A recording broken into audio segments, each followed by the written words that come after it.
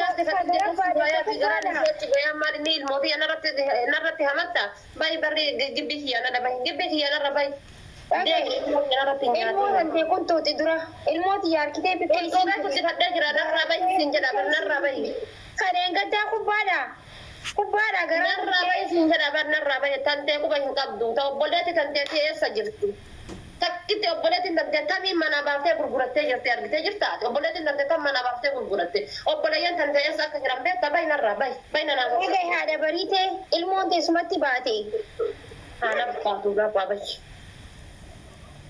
taayis wallaa ilillee hunne isin jechuun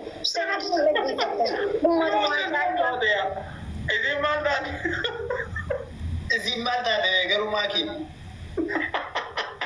nyaanyeetti ijoollee Alhamdulillah. arraba keessatti bakki fiiddee ibsa biraalattu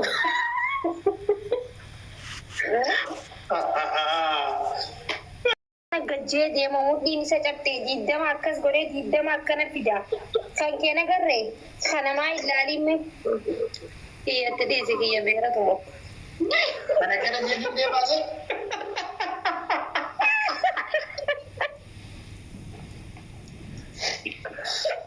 Beekaa kan taxarraba ilaal taxarraba